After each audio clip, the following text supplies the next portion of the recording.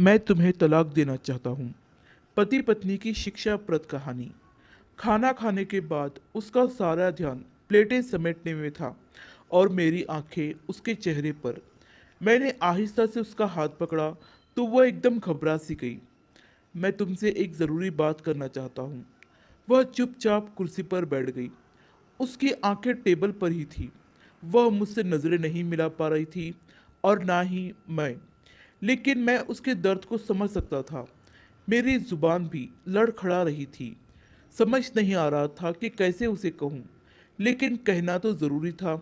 आखिर मैंने हिम्मत करके कह दिया, मैं तुम्हें तलाक देना चाहता हूँ।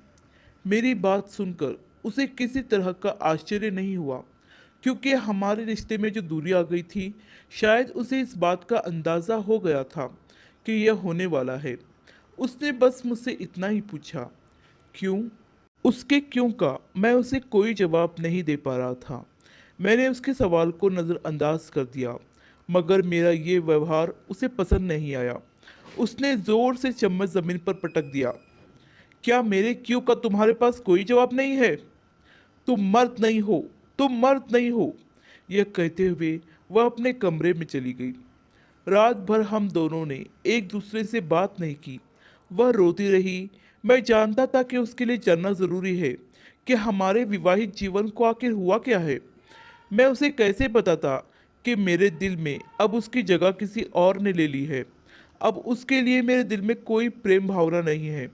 मुझे उस पर तरस तो आ रहा था और पछतावा भी हो रहा था, लेकिन मैंने जो निर्णय लिया था, मेरी नज़र में वह सही था। अगर मैं अपने रिश्ते को बाकी रखता तो मेरी पत्नी के साथ और मेरे साथ अन्याय होता, क्योंकि बिना प्यार का जीवन कैसा। दूसरे दिन सुबह तलाक के पेपर्स अदालत में जमा करने से पहले मैंने एक कॉपी उसके हाथ में दे दी, जिस पर लिखा था कि तलाक के बाद मेरी जायदाद और कारोबार में वह 40% की मालकिन होगी। उसने एक नज़र कागज़ पर डाली और अगले ही पल कागज़ को टुकड़े टुकड़े कर दिए और ज़मीन पर फेंक दिए। जिस औरत के साथ मैंने अपनी ज़िंदगी के 15 साल बिताए थे, वह एक पल में ही मेरे लिए अजनबी हो गई।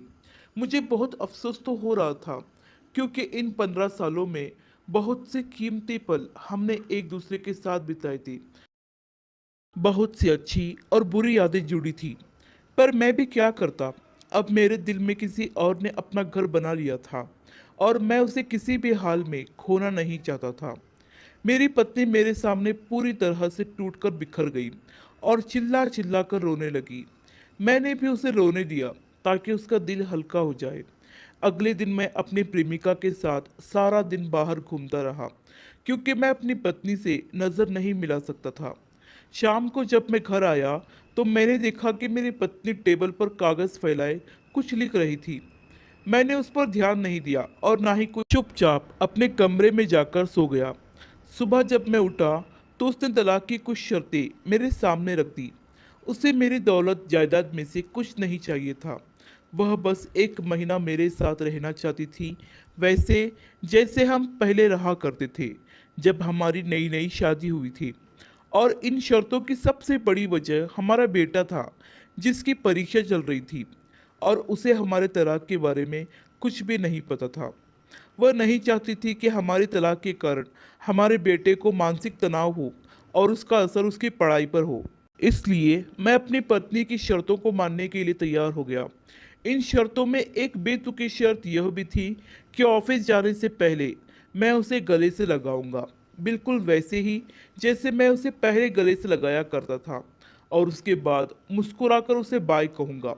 वैसे तो मैं उसकी यह शर्त नहीं मानना चाहता था, क्योंकि अब इन सारी बातों का कोई मतलब नहीं था। लेकिन फिर मैंने सोचा, मैंने पहले ही उसका बहुत दिल दुखाया है और यह शर्त कोई ज़्यादा मुश्किल नहीं है, इसलिए मैंने उसकी ये शर्त भी मान ली। जब मैंने अपनी प्रेमिका से इन शर्तों के बारे में बात की तो वह जोर से हंसने लगी और कहने लगी, तुम्हारी पत्नी तो कितनी बेवकूफ़ है। वह चाहे जो भी कर ले, अब इन सारी चीज़ों का कोई फ़ायदा नहीं है, क्योंकि तलाक तो होना ही है।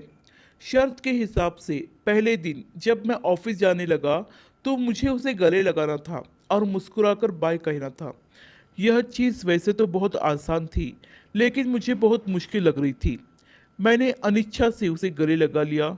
मैंने पहली बार यह महसूस किया कि वो बहुत कमज़ोर हो गई है। खैर, मैंने मुस्कुराकर उसे बाय कह दिया। मेरे लिए वह पल बड़ा अजीब था, मगर मजबूरी में मुझे यह करना पड़ा।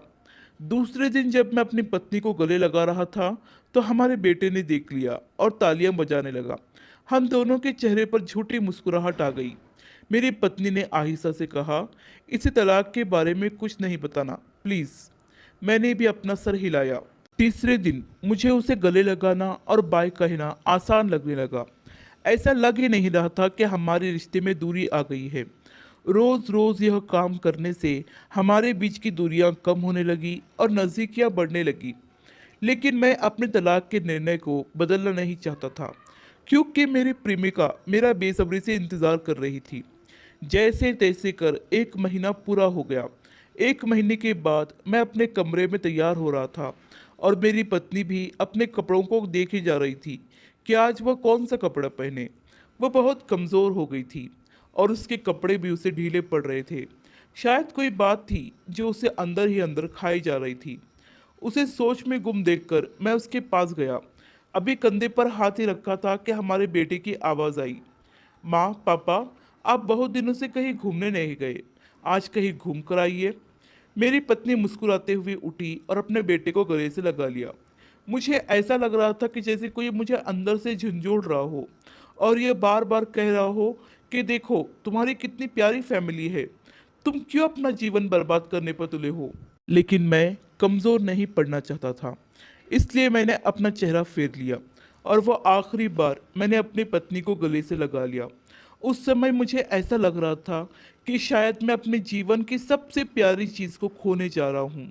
मुझे वह सारी कस्में, वादे याद आने लगे जो मैंने अपनी पत्नी से किए थे कि मरते दम तक मैं उसका साथ निभाऊंगा और उसे ऐसे ही प्यार करता रहूंगा।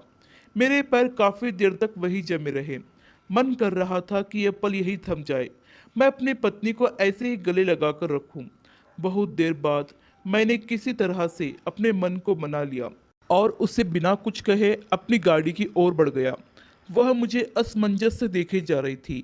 मैंने तेज रफ्तार से गाड़ी आगे बढ़ाई और बार बार मन में यही विचार आ रहा था कि मैं कहीं कमज़ोर न पड़ जाऊं, कहीं मैं वापस न पलट जाऊं, क्योंकि मेरी नई मंजिल, मेरी प्रेमिका मेरा इंतज़ार कर रही थी।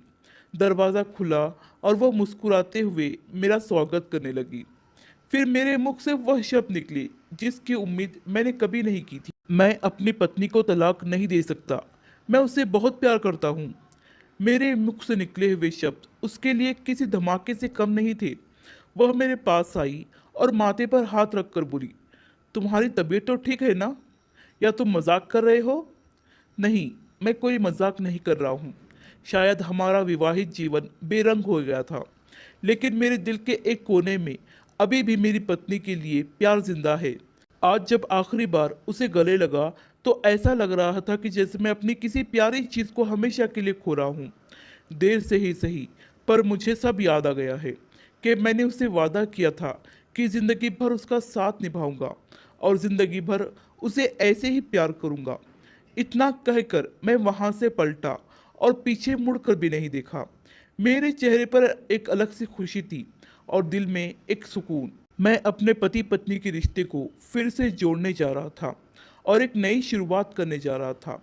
जाते जाते रास्ते में अपनी पत्नी के लिए उसके मनपसंद फूलों का गुलदस्ता भी लिया और एक चिट्ठी भी लिखी जिस पर लिखा था कि मैं हमेशा तुम्हें ऐसे ही कस कर गले लगाना चाहता हूँ। अब कभी तुमसे किया हुआ कोई वादा नहीं तोड़ूंगा। मुझे माफ़ कर देना माय डियर वाइफ। मैं अपने घर में दाखिल हुआ और दौड़ते हुए सीढ़ियाँ चढ़ने लगा। मेरे चेहरे पर बहुत खुशी थी और मेरे पास अपनी पत्नी को देने के लिए जीवन का सबसे बड़ा उपहार। मैं उस कमरे में पहुंचा जहां मेरी पत्नी थी। बस कुछ ही कदमों की दूरी थी। तभी अचानक जिंदगी की डोर मेरी पत्नी के हाथ से सरक गई। कई महीनों तक कैंसर की बीमारी से लड़ते लड़ते आखिर वह जिंदगी से हार गई। ना ही कभी उसने मुझे अपनी बीमारी के बारे में बताया था और ना ही कभी मैंने उससे पूछा, क्योंकि हम दोनों के बीच ज़्यादा बातें भी नहीं होती थी।